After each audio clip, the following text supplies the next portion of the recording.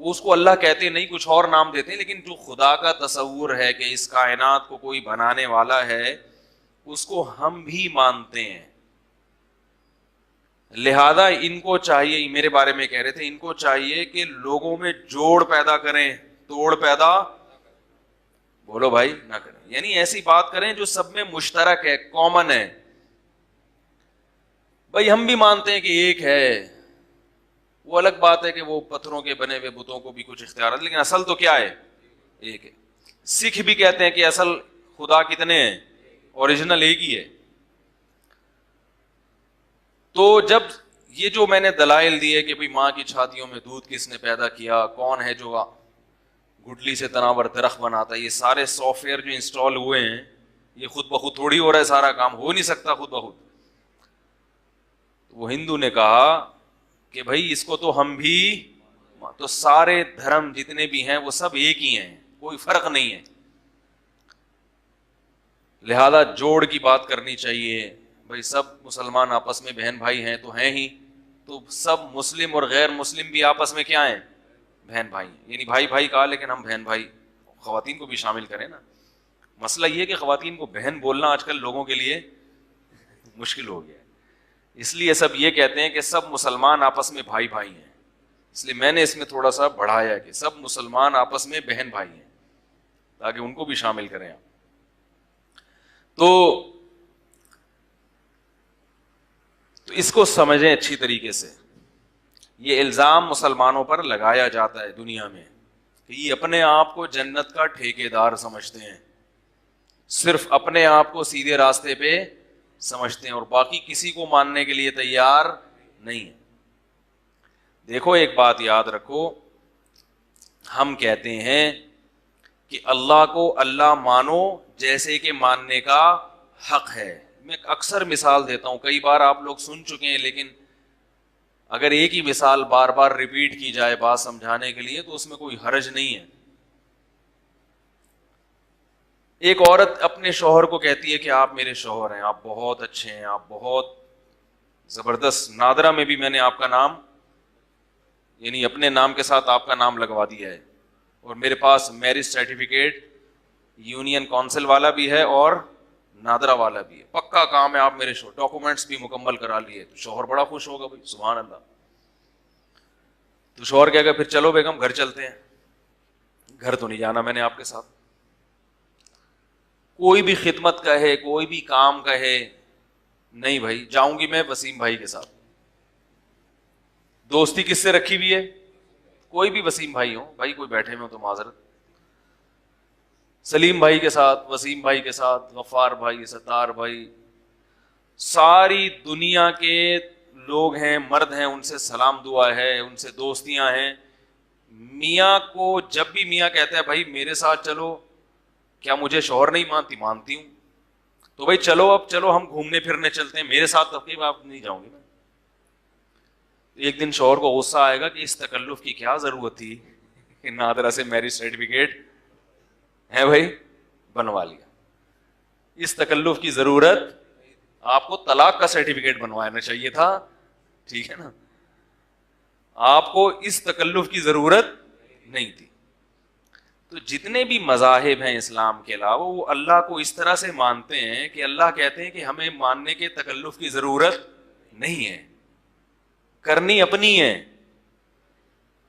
India کی عدالت نے قانون بنایا کہ شادی شدہ عورت زنا کر سکتی ہے، تو اس قانون کے بننے سے اس کائنات کو بنانے والے کو غضب آیا کہ نہیں آیا؟ لیکن جب اس جج سے پوچھو بھگوان کو مانتے ہو، کہتے ہیں ہاں جی بھگوان ایک ہے، ساری کائنات کا بادشاہ وہ ہے. تو اللہ کہتا ہے ایسا مجھے ماننے کی ضرورت، جب قانون بناتے ہوئے قانون کو فالو کرنے میں بھی مجھے نہیں مانتے، بنانے میں بھی مجھے نہیں مانتے، بالکل مجھے اپنی عدالتوں سے، اپنی زندگیوں سے باہر نکال کے رکھا ہوا ہے. تو نادرہ میں اپنے آپ کو ہندو لکھ کے اور اپنا عقیدہ یہ لکھنا کہ ہم ایک بھگوان کو مانتے ہیں، اس تکلف کی ضرورت نہیں، اور اسلام اس تکلف کو مانتا بھی نہیں ہے. اسلام کہتا ہے یہ ماننا قیامت کے دن آپ کو اللہ کے عذاب سے نہیں بچا سکتا. تو اللہ کو ماننے کا جو آج کل تصور دنیا میں ہے نا، وہ اتنا کمزور ہے، اتنا کمزور ہے کہ وہ نام ماننا اور نہ ماننا برابر.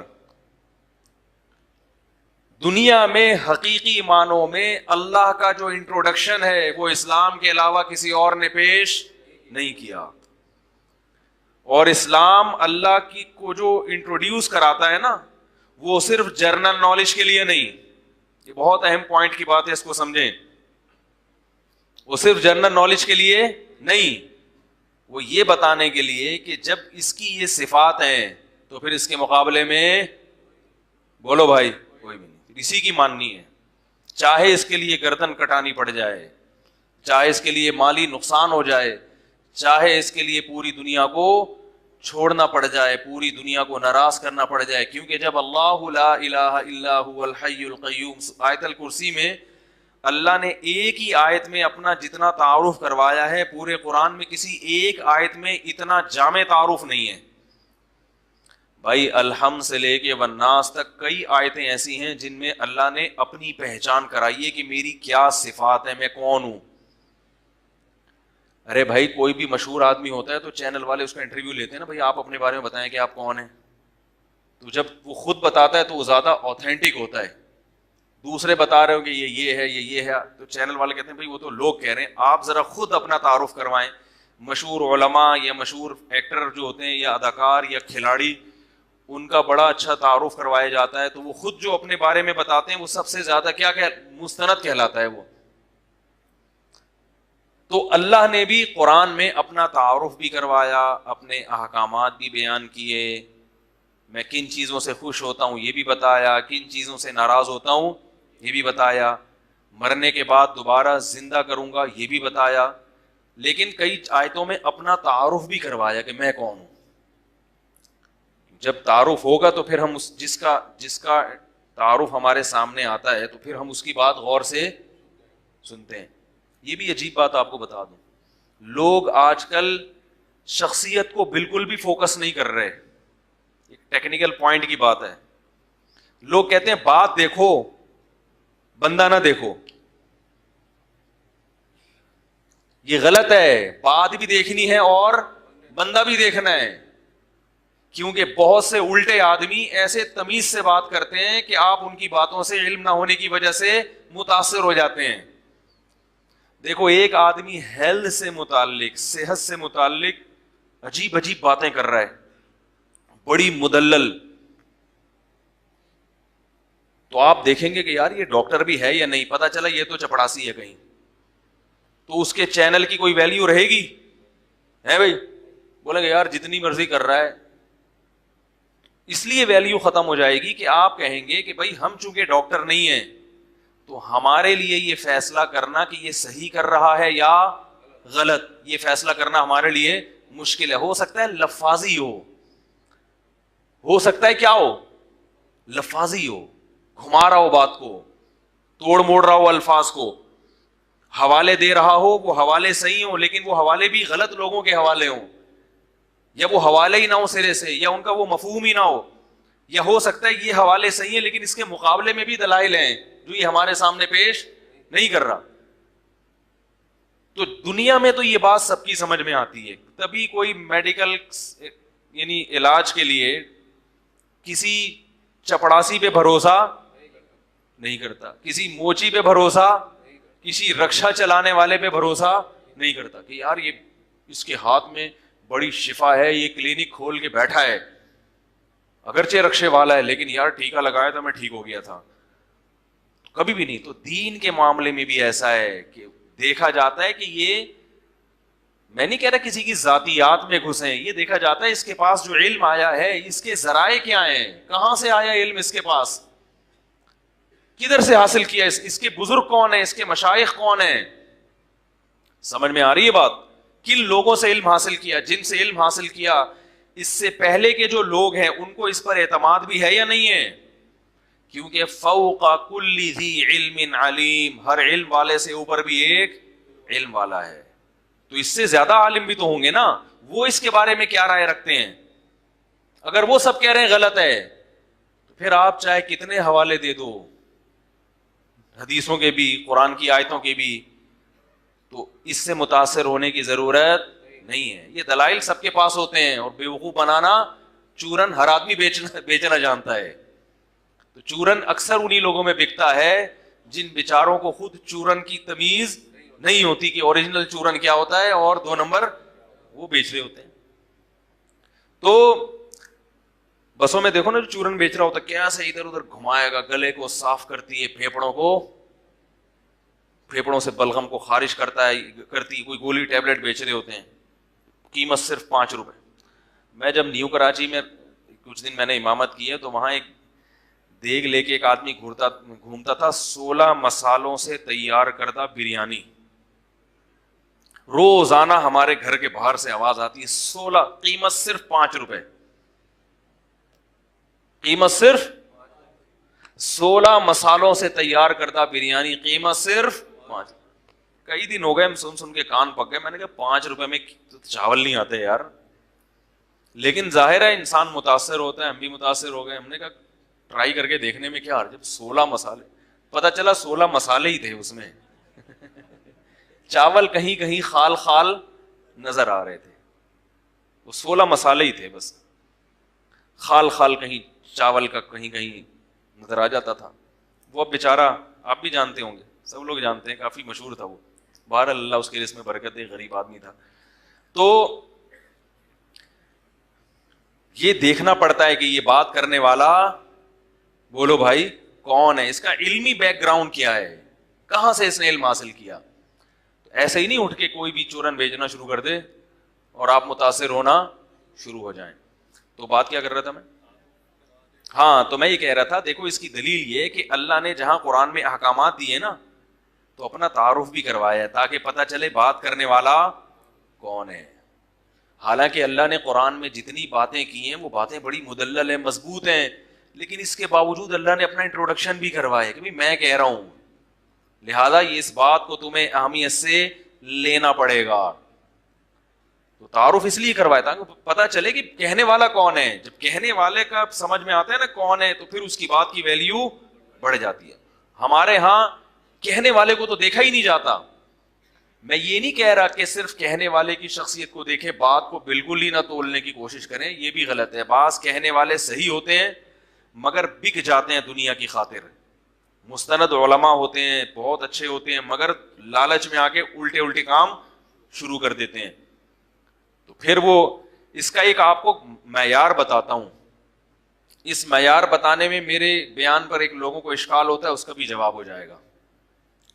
ابھی میں نے بیان کیا تھا دمبے کی چربی کے فضائل بیان کیے تھے میں نے جمعے کے بیان, کہ بچوں کو یہ جو تیل کھلا رہے ہیں اس کے بجائے کیا کھلاؤ, چربی, خود بھی وہی کھاؤ. تو فیس بک پر اور یوٹیوب پہ تو کھلا تبصرہ ہوتا ہے. تو لوگوں نے مجھے یہاں بھی آ کے کہا کہ ہم نے جس ڈاکٹر سے بھی کہا, ڈاکٹر نے کہا یہ مفتی کیا کر رہا ہے, غلط گائیڈ کر رہا ہے لوگوں کو. بات آ رہی ہے سمجھ میں؟ چربی کھانے کی چیز بہت خطرناک, بہت ڈینجرس. پھر کسی نے مجھ پہ یہ بھی طنز کیا کہ مفتی صاحب آپ خود تو کہتے ہو کہ جس کی فیلڈ ہے اسی کی بات کا اعتبار ہوگا, تو کیا کھانا ہے کیا نہیں کھانا ہے یہ مفتیوں کی فیلڈ نہیں ہے, یہ کس کی فیلڈ ہے, ڈاکٹروں کی. تو آپ اپنے بیان سے رجوع کا, بولو بھائی, اعلان کریں. بات آ رہی ہے سمجھ؟ تو میں نے ان سے ایک بات کہی. اسی طرح یہ ایک اشکال ہو گیا, نوٹ کر لیں اس کو. ایک اور اشکال جو اس سے بھی زیادہ, میرا ایک کلپ ہے, اس کا نام کسی نے رکھا کہ خواتین جلدی بوڑھی کیوں ہو جاتی ہیں. وہ میں نے نام نہیں رکھا, وہ کسی یوٹیوب کا کوئی چینل ہے, اس نے اپنے چینل کو بڑھانے کے لیے نا, کیونکہ جب وہ خواتین دیکھیں گی خواتین جلدی بوڑھی کیوں ہو جاتی ہیں تو فوراً ان کا ذہن جائے گا اس میں ان کو جوان رہنے کا طریقہ بتایا ہوگا. یہ چینل والے بڑے ہوشیار ہوتے ہیں, ایسا اٹریکٹیو نام رکھتے ہیں کہ لوگ بھاگیں اس طرف. تو اس پہ میں نے بتایا تھا کہ 16 لاکھ سے زیادہ لوگ ہیں. ابھی ایک ہفتے میں 1.5-2 ہفتے میں جو ہے نا 18 ملین ہو گئے. وہ یعنی اتنی تیزی سے ابھی بھی جا رہا ہے وہ. ہر خاتون پوری دنیا میں, انگریز عورتیں بھی دیکھ رہی ہوں گی, ترجمہ کرا بھائی, اس کا ترجمہ کرا یار انگریزی میں. کسی مولوی نے بولا کچھ, پتہ نہیں کوئی شاید الہام ہوا ہو. تو اس پہ میں نے پہلے بھی اس پہ تبصرہ کیا تھا کہ تسلی کے ساتھ کیا ملی ہیں، برا بلا کہا ہے پبلک نے، خواتین نے. اس میں نے ایک ترغیب دی ہے کہ بھئی یہ جو آج کل خواتین نسل روک رہی ہیں نا، بچے روک رہی ہیں، اس سے بھی بڑھاپا جلدی آ رہا ہے. تو اس پہ بھی کہ بھئی یہ ایک کچھ ڈاکٹر خواتین ہیں، انہوں نے بھی کہا کہ یہ کون سا طریقہ ہے کہ جناب ہڈیاں مضبوط ہوتی ہیں، بچے پیدا کرنے سے تو کیلشیم جسم میں ختم ہوتا ہے، آئرن کم ہوتا ہے، کیلشیم ویسی کی تیسی ہو جاتی ہے. اور پھر کچھ خواتین کے میسج بھی آئے کہ ہمارا تو 2 بچوں میں برا حال ہو گیا، اب کون سے زمانے کی بات کر رہے ہو، اور یہ وہ بہت کچھ. تو یہ 2 چربی ہو گیا، چربی پر ڈاکٹروں نے کھچائی کی اور اس مسئلے پر. تو اور پھر مجھے یہ بھی کہ جب آپ خود کہتے ہو کہ جو جس کی فیلڈ ہے وہ اسی پہ اسی کے لیے ہے کہ وہ اسی پہ سوٹ کرتا ہے کہ وہ یہ کرے، آپ کی فیلڈ نہیں ہے تو آپ کیوں ٹانگ اڑا رہے ہو لوگوں کے معاملات میں؟ آپ کو کیا پتا کہ گھی کھانا ہے کہ ڈالڈا کھانا ہے؟ سمجھ میں آئی بات؟ اس کا جواب سنیں. اس کا جواب یہ دیکھو، اگر کوئی مفتی بیٹھ کے یہ فتویٰ دے کہ اسلام میں 5 نمازیں فرض نہیں ہیں، تو آپ اس کی بات مانو گے؟ ایک گنوار جاہل اٹھ کے بولے کہ یہ مفتی جھوٹ بول رہا ہے، آپ کہو بھائی مفتی کو زیادہ پتا ہے یا ہے؟ تو یہ اس وقت یہ دلیل صحیح ہوگی؟ غلط. اس لیے کہ یہ انڈر اسٹوڈ ہے، یہ پکی ڈھکی بات ہے. ہر مذہب میں یا ہر فیلڈ میں کچھ چیزیں 2 اور 2 4 کی طرح لگی بندی ہوتی ہیں. اس میں نہ کسی عالم کی ضرورت، نہ کسی اس میں اس فیلڈ کے ماہرین کی ضرورت ہی نہیں ہوتی. اس میں تو کوئی اگر اس کے خلاف کہے گا تو یہ اس کے بے وقوف ہونے کی علامت ہوگی. جو مفتی یہ کہہ دے کہ 5 نمازیں نہیں ہیں 4 ہیں، اس کا مطلب یہ مفتی نہیں ہے، یا تو یہ جھوٹ بول رہا ہے، یا یہ مفتی ہے ہی نہیں، یا یہ پیسے لے کے غلط بیانی سے کام لے رہا ہے، یا اس کے پاس علم ہے مگر اس کی مینٹل اپروچ بالکل بھی نہیں، سے پتہ نہیں کون سی تحقیق نکال کے لے آیا یہ، یا اس کو کوئی اور بیوقوف بنا رہا ہے کوئی دوسرا مفتی. کچھ نہ کچھ دال میں کہیں نہ کہیں کالا کالا ہے. کیونکہ اسلام میں 5 نمازیں فرض ہیں، حج فرض ہے، اس کے لیے کسی سے پڑھنے کی کتابوں، یہ تو صدیوں سے متواتر چلی آ رہی ہے یہ چیز، اس میں تو دوسری رائے ہو ہی نہیں سکتی. تو اس میں علماء کا یا ان چیزوں کا اعتبار نہیں ہے. اس میں تو کوئی انکار کرے گا تو وہ کیا ہو جائے گا؟ تبھی میں کہتا ہوں نا، تقلید امام ابو حنیفہ کی جو ہم کرتے ہیں ان مسائل میں جن میں دونوں طرف احادیث ہیں، جو منصوص مسائل ہوتے ہیں نا، جو قرآن و سنت نے بالکل واضح بیان کر دیے، اس میں کسی کی تقلید نہیں ہوتی. کیونکہ اس میں مجتہد اگر اس کے خلاف بات کرے گا تو وہ مجتہد کی فہرست سے خارج ہو جائے گا، وہ رہتا ہی نہیں پھر مجتہد، کیونکہ اس نے تو قرآن کے خلاف بات کر دی نا. ہاں بعض چیزیں ایسی ہوتی ہیں آپ کو قرآن کے خلاف لگتی ہیں، وہ ہوتی نہیں ہیں. جیسے وہ 2.5 سال امام حنیفہ نے لکھ دیا نا دودھ پلائے گا، اور لوگ کہتے ہیں قرآن میں تو 2 سال ہے، تو اس کے جوابات کا بھی موقع نہیں ہے، یہ ٹاپک نہیں ہے. تو آپ کو لگتا ہے امام حنیفہ کا مذہب بھی قرآن میں ہی موجود ہے. تو خیر، تو یاد رکھو جیسے کوئی مفتی کہہ دے کہ اسلام میں 5 نہیں 4 نمازیں ہیں، یا کوئی کہہ دے کہ اسلام میں نماز ہی نہیں ہے، یا کوئی کہہ دے کہ حج نہیں ہے، یا کوئی کہہ دے کہ زنا کی اجازت ہے مجبوری میں، ٹھیک ہے نا، اس قسم کی چیزیں مارکیٹ میں آ رہی ہیں. متع کر لو، اسلام میں گنجائش ہے، حالانکہ اسلام میں متع کی کوئی گنجائش نہیں ہے. کہتے ہیں 2 گواہوں کی موجودگی میں اگر کوئی زنا سے بچنے کے لیے متع کر لے، میں کہتا ہوں پھر تکلف کی ضرورت کیا ہے؟ زنا میں بھی وہی ہوتا ہے، متع میں بھی وہی ہوتا ہے. فرق اتنا ہو گیا کہ پہلے چھپ کے کر رہے تھے، اب 2 آدمیوں کو آپ نے گواہ بنا دیا، نام چینج کر دیا. تو یہ چیزوں کو تو اسلام کسی لحاظ سے بھی قبول نہیں کرے گا. یوں یورپ سے فون آتے ہیں کہ بھائی چونکہ متع کرنا اختلافی مسئلہ ہے، شیعہ اس کے قائل ہیں، سنی قائل نہیں ہے، تو اگر مجبوری میں اختلاف، میں نے کہا بھائی یہ اختلاف قابل اعتبار نہیں ہے. اسلام میں متع جیسی بغیرتی کو قطعاً قابل قبول، کیونکہ اس میں اور زنا میں کوئی فرق نہیں ہے. صرف اس کا فرق ہے کہ اس میں گواہ نہیں ہوتے اور یہاں اس جرم پہ آپ کے گواہ بھی بن جاتے ہیں. تو یہ چیزیں پکی ڈھکی ہیں. تو اسی طرح یاد رکھو میڈیکل سائنس کی کچھ چیزیں ایسی ہیں جو بالکل پکی ڈھکی ہیں، اس کے کچھ اصول بھی ایسے ہیں. وہ اصول کیا ہے کہ فطرت کبھی غلطی، بولو بھائی، نہیں کرتی. جو قدرت نے آپ کی نیچر بنائی ہے نا، اس کے خلاف کسی ڈاکٹر کے کہنے سے ابے بول لو یار نہیں چلو. ڈاکٹر آپ کو نیچر کے خلاف لے جا رہا ہے, اس کو خود علاج کی ضرورت ہے, خود اس کو کسی لیبارٹری میں رکھواؤ. بھائی کیا باتیں کر رہا ہے. ابھی مجھے لوگ کہتے ہیں, ڈاکٹر کہتے ہیں اتنے گلاس پانی پیو. میں نے کہا کیوں ڈاکٹر کیوں کہہ رہے ہیں؟ بھائی جتنی پانی کی ریکوائرمنٹ ہے نا وہ باڈی خود بخود, یہ تو ہزاروں سال سے یہ جو بیسک چیزیں ہیں نا انسان کی, اس کے لیے اللہ نے انسان کو ڈاکٹروں کا محتاج. ہاں کوئی بیمار ہو جائے, کولیسٹرول بڑھ جائے, پھر ڈاکٹر کہیں کہ اتنا پانی پیو تاکہ یہ شوگر لیول کم ہو, وہ ایک الگ. نارمل آدمی کی بات کر رہا ہوں جو بیمار نہیں ہے, اس کو پانی پینا کتنے گلاس ہے یہ ڈاکٹروں سے پوچھ کے پیے گا, بیمار ہو جائے گا. سمجھ میں آ رہی ہے بات؟ کیونکہ باڈی کی ریکوائرمنٹ کم ہے, ڈاکٹر نے 25 گلاس بول دیے, 25 پی کے بیڑا غرق ہو جاتا ہے گردوں کا.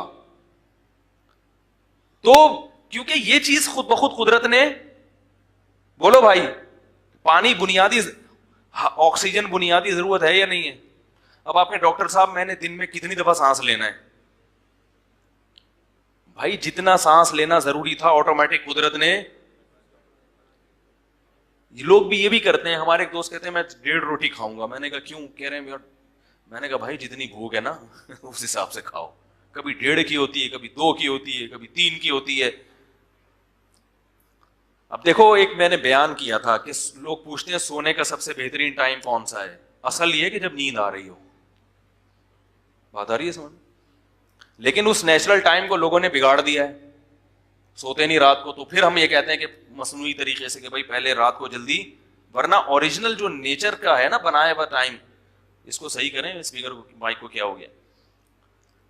کھانا کھانے کے بعد انسان کو نیند آتی ہے, تبھی دوپہر کا کھانا کھاؤ تو شریعت بھی کیا کہتی ہے, تھوڑی دیر سو جاؤ, نیند آئے گی. رات کو بھی اس لیے کہتے ہیں کہ کھانے میں اور سونے میں زیادہ وقفہ, بولو نا, نہیں ہونا چاہیے. کیونکہ جب آپ کھانا کھاتے ہیں نا رات کو ایک دم غنودگی چڑھتی ہے, اس وقت سو گئے تو اچھا ہے.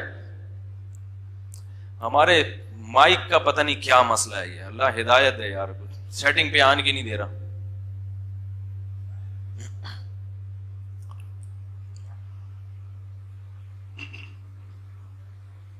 چلو بھائی شکر اللہ کا, بوجھ ہلکا ہوا.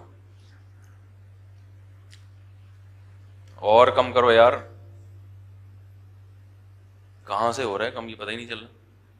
ادھر سے چلیں. اب دیکھیں ایک بات یاد رکھیں, میں نے اس پر بیان کیا تھا نا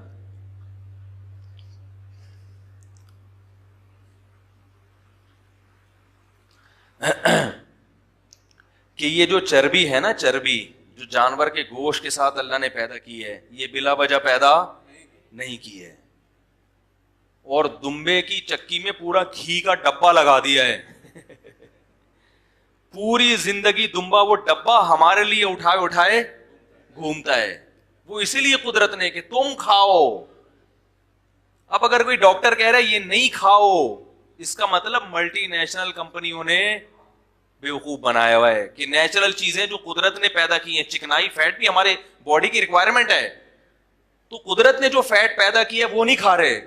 اور ملٹی نیشنل کمپنیوں نے اس کو مختلف پروسیس سے گزار کے, اس کا پتہ نہیں, ممکن ہے کوئی کمپنیاں ایسی ہوں جو اس کو اوریجنل کنڈیشن میں رکھتی ہوں, لیکن عام طور پہ جو ہمارے ملک میں آئل کھایا جا رہا ہے وہ تو اس کنڈیشن میں نہیں ہوتا. اس میں تو پتہ نہیں, ایک ڈاکٹر نے بتایا بلیچ بھی ڈالتے ہیں, واللہ عالم صحیح کہا اس نے, اس کو رنگ کاٹ ڈالتے ہیں اس میں تاکہ وہ ذرا خوشنما بن جائے. تو پتہ نہیں کیا کیا ڈالا جا رہا ہے اس کے اندر. تو بھائی جو قدرت نے پیدا کیا اسی کو گرم کر کے کھا لو نا, اسی کو گرم کر کے کھا لو. اور تجربے سے بڑھ کر بھی کوئی دلیل, میں نے اپنا تجربہ بھی بیان کیا تھا کہ میں میدے کا مستقل مریض تھا, میں نے دمبے کی چربی کھائی 2 مہینے, آئل چھوڑ دیا, میدا میرا بالکل صحیح ہو گیا, ہضم ہو جاتی ہے وہ. اور اگر کسی میں کولیسٹرول پیدا ہو رہا ہے, یہ بیماریاں پیدا ہو رہی ہیں, پھر وہ دمبے یا اس کی چربی کا قصور نہیں ہے, وہ اس کی اپنی, کیونکہ ایکسرسائز نہیں ہو رہی. تو اگر ڈاکٹر کسی کو اس بیس پہ کہتا ہے کہ آپ کی ورکنگ بالکل بھی نہیں ہے, آپ سارا دن لیپ ٹاپ پہ بیٹھے رہتے ہیں, لہذا آپ کے لیے چربی نقصان دہ, پھر تو ٹھیک ہے. پھر تو ہم بھی کہتے ہیں کہ ہم تو کہتے ہیں روٹی بھی نقصان دہ آپ کے لیے, کھائیں نہیں, آپ بہت تھوڑا کھائیں, کیونکہ ورکنگ نہیں ہے نا. پھر تو جو بھی کھائیں گے دھماکے کے ساتھ پھٹیں گے, اس کو یوٹیلائز ہو نہیں رہی وہ, تو کبھی ایک دن پھٹیں گے آپ.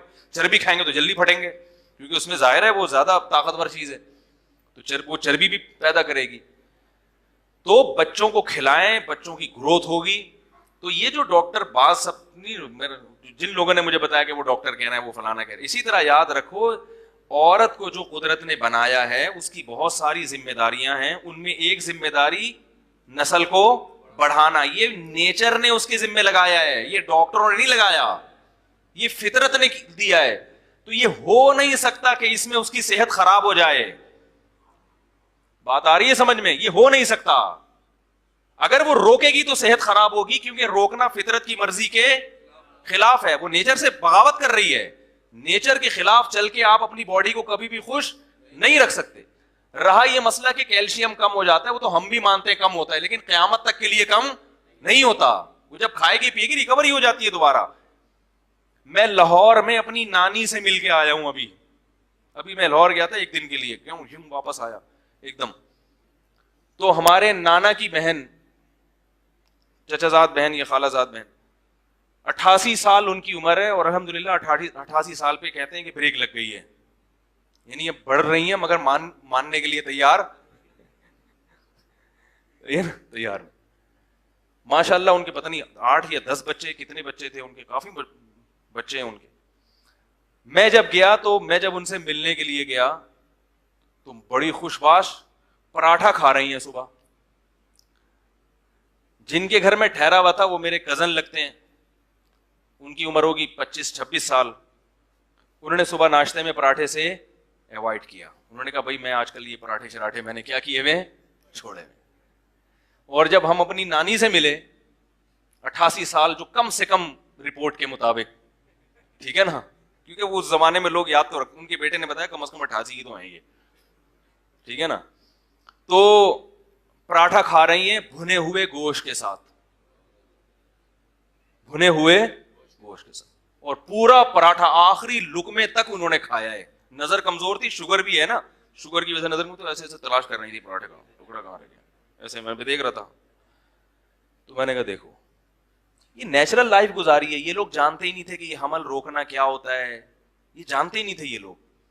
تو عزت بھی ملی ماشاءاللہ, بیٹے بھی ہیں بیٹیاں بھی ہیں, سب پال رہے ہیں گھر میں, ماں کی خدمت کر رہے ہیں, اور کتنی لمبی عمر نکال کے. یہ نیچر کے خلاف کبھی بھی آپ کی صحت.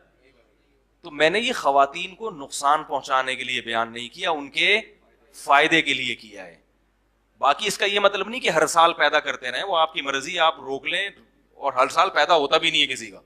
ہم نے تو ایک, اور میں نے اس میں یہ بھی بتایا تھا اسی بیان میں کہ میرے پاس اس پر ڈاکٹروں کے حوالے بھی ہیں, جو ڈاکٹر میڈیکل سائنس میں جنہوں نے نوبل انعام یافتہ ڈاکٹر جو ہیں, وہ یہ بات کہتے ہیں کہ عورت کی صحت اس میں ہے, روکنے میں نہیں ہے. روکنے میں صحت کی بربادی ہے. اور اس کے حوالے میرے پاس ان کی جو اوریجنل کتابیں انگلش میں, جو ان کے اپنے, وہ میں نے اپنی جو کتاب میں نے لکھی ہے نا, جو خطرناک ترین کتاب, اس میں ان کے پیج نمبر کے ساتھ حوالے بھی نقل کیے ہیں. تو اس پہ میرے پاس ڈاکٹروں کی بھی دلائل ہیں. ایسا نہیں ہے کہ باقی کوئی ڈاکٹر اگر کہہ رہا ہے کہ نہیں یوں ہو جاتا, غلط کہہ رہا ہے وہ. اس کا مطلب آپ خدا کو غلط کہہ رہے ہو بھائی, اس کا مطلب تو یہ ہوا. اور یہ بھی یاد رکھو, اگرچہ یہ حیا کے خلاف ہے یہ بات کرنا, لیکن بات ہو گئی کیونکہ فیملی پلاننگ والوں نے اس قدر پروپیگنڈا کیا ہے, اس قدر ذہن میں یہ چیز ڈالی ہے نا, کہ اب لوگوں کے دماغ سے یہ نکالنا بڑا مشکل ہو گیا ہے. حتیٰ کہ علماء بھی اب انہی کی باتیں کرنے لگے ہیں. میں نے اچھے اچھے علماء کو دیکھا ہے, وہ بھی وہی گنگار ہے, نہیں بھائی یوں ہو جاتا ہے تو یوں ہو جاتا ہے تو یوں ہو جاتا ہے. میں کہتا ہوں تمہاری اپنی ماؤں کی عمریں دیکھو, 90 سال, کہہ رہے ہیں وہ زمانہ اور تھا, یہ زمانہ. تو کیا مطلب, نیچر بدل گئی کیا انسان کی؟ ارے کیا اس زمانے میں بھی روٹیاں کھایا کرتے تھے بھائی, دودھ پیتے تھے, اب بھی وہی کر رہے ہیں. کیا پہلے پلاسٹک گندم کی کھاتے ہیں, اب کیا پلاسٹک کی روٹی کھائیں گے؟ بھائی نیچر تھوڑی چینج ہوتی ہے, 1000 سال کے بعد بھی آپ کے باڈی کا اسٹرکچر یہی رہے گا, 1000 سال پہلے بھی یہی تھا, وہی ریکوائرمنٹ ہے اب بھی جو پہلے تھی. اس پہ خواتین نے یہ بھی طنز کیا, خوراک کو توجہ نہ دو اور پیدا کرتے چلے جاؤ. کون کہہ رہا ہے بھائی خوراک پہ توجہ نہ دو, کھلاؤ تسلی کے ساتھ. تو کھانا تو زیادہ پڑے گا, ظاہر بات ہے, بھوک خود بخود زیادہ لگے گی, تو کھلانا بھی پڑے گا. تو جو میاں نہیں کھلا رہا وہ غلط کر رہا ہے, خوب اچھا کھلانا چاہیے تاکہ وہ جو کیلشیم کی کمی ہوئی ہے وہ کیا ہو جائے, پوری ہو جائے. لیکن اکثر یہ کمنٹس وہ خواتین کرتی ہیں جو تسلی سے کھا رہی ہوتی ہیں. غریب عورتیں جن کو کھانے کو نہیں ملتا, ان کے ایسے کمنٹس نہیں ہوتے. اگر یہ کھانے کا مسئلہ ہوتا نا کہ کھانے کی کمی کی وجہ سے بچے کم پیدا ہو رہے ہوتے تو امیروں کے بچے زیادہ ہوتے اور غریبوں کے کم ہوتے. ہم دیکھتے ہیں غریبوں کے زیادہ ہوتے ہیں. کھانے کا مسئلہ نہیں ہے, یہ میڈیا نے آپ کا دماغ خراب کر دیا, آپ کے فیملی سسٹم کو تباہ کرنے کے لیے. میڈیا نے آپ کو یہ غلط گنتیاں پڑھا دی ہیں. سمجھ میں میرا خیال ہے نہیں آ رہی بات. تو اب ایک آدمی بےچارا کھری بات کر رہا ہے تو وہ پٹ رہا ہے معاشرے میں, کیونکہ سب ایک ٹریک میں بہنا شروع ہو گئے. تو بھائی ہم وہ بات نہیں کریں گے جو ساری دنیا کہہ رہی ہے. جو فطرت کی بات ہے, جو نیچر کی بات ہے, میں وہ بات کروں گا. پھر بھی آپ نے نہیں کرنے تو نہ کرو پیدا, ہم نے لیکن مانو تو ہی کہ مفتی صحیح کہہ رہا ہے. نہیں آ رہی میرا خیال ہے بات, مانو.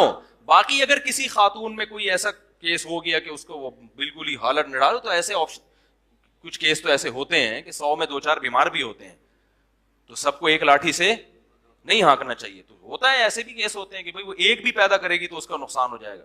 باقی ایک آخری بات میں کر کے اپنے اصل ٹاپک کی طرف آتا ہوں. دیکھو یہ قدرت نے جو عورت کو جو پریگنینسی ہوتی ہے نا, اگر وہ نہ ہو تو بلڈ ہر مہینے مینسز میں ضائع ہو جاتا ہے. بات آ رہی ہے سمجھ؟ ہر مہینے 6-7 دن جو بلیڈنگ ہوتی ہے نا, اس میں وہ انرجی کیا ہو جاتی ہے ساری ضائع. پریگنینسی ہوتے ہی وہ بلیڈنگ رک جاتی ہے.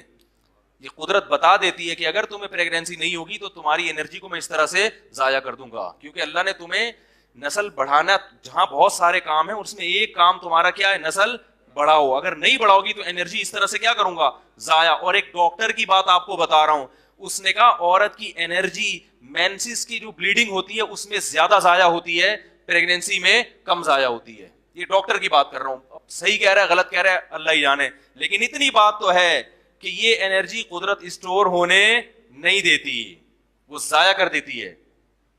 تو اس لیے قدرت کے کاموں میں ٹانگ اڑانے کی چندہ ضرورت نہیں ہے. چاہے کچھ بھی ہو, نیچر کبھی بھی چینج نہیں ہوگی. اور اس کے جو روحانی نقصانات ہیں عورت کو, وہ تو بہت زیادہ ہیں. بڑھاپے میں ترستی ہیں, یہ جوانی ہمیشہ برقرار نہیں رہتی. تھوڑے دن میں آپ کو اولاد کی ضرورت پڑے گی, تو ایک آدھ ہو گیا وہ مزہ نہیں ہے اس میں, صحیح ہے نا, گھر بھرا ہوا ہونا چاہیے. اور اس پہ بہت سارے اشکالات ہیں. بھی میرا ٹاپک پھر چینج ہو جائے گا کہ تربیت کیسے کریں گے اور کھلائیں گے کہاں سے, وہ ایک الگ ٹاپک ہے. ایک ہندو نے کمنٹ کیا, کہہ رہے دنیا کا سب سے بڑا مسئلہ ہی اس وقت آبادی ہے, اور اس مفتی کو دیکھو کیا ترغیبیں دے رہا ہے لوگوں کو.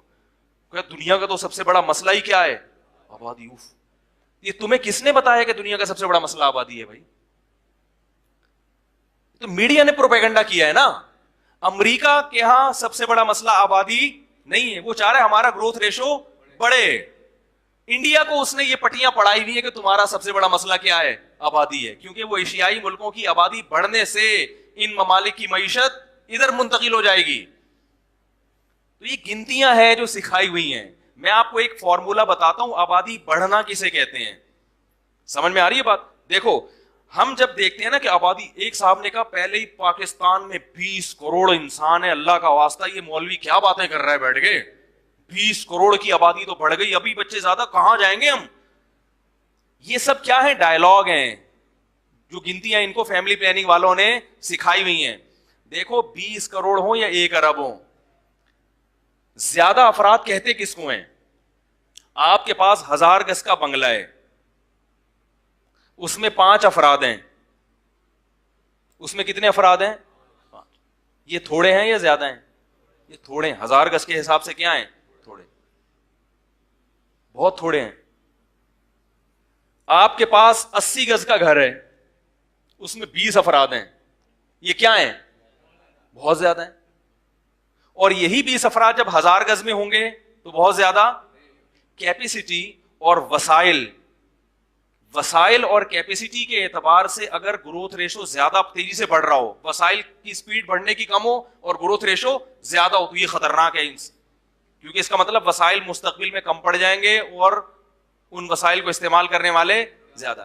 ماہرین معیشت یہ کہتے ہیں کہ وسائل کے بڑھنے کی سپیڈ گروتھ ریشو سے کئی گنا زیادہ ہے. بہت مشکل ہے بھائی. جو جس حساب سے دنیا کی آبادی بڑھ رہی ہے نا, جو وسائل ہے نا, وسائل ان کے بڑھنے کی سپیڈ کیا ہے؟ زیادہ ہے. اور زمین میں اسپیس بھی ہول سیل کے حساب سے پڑا ہوا ہے. ہم اسپیس پتہ ہے کیسے, اس گلی میں اتنے افراد اگر مزید 100 پیدا ہو گئے تو کہاں جائیں گے؟ ابے بھائی یہ آدم علیہ السلام نے جس محلے میں گھر بنایا تھا وہ بھی یہ سوچتے کہ یار میرے 2 بچے بھی 4 بچے، یہ جب 5 ارب ہو جائیں گے کہاں جائیں گے؟ اس وقت کہیں گے بھائی اس وقت 100 ملک بن چکے ہوں گے، یہ آبادی پھیلے گی، پھٹے گی، یہ آبادی دور دور جائے گی. تو ایسے ہی کراچی جیسے 1000 شہر اور آباد ہو جائیں گے، لاہور جیسے 20-25 شہر. دنیا میں جگہ بسنے کے لیے کم نہیں ہے. ہم لوگ چونکہ ایسے ایریاز میں رہتے ہیں نا، تو ہم کہتے ہیں یار اتنے کھارا در میں اتنے لٹکے ہوئے ہیں کہاں جائیں گے؟ ابے یہاں تھوڑی لٹکتے رہیں گے.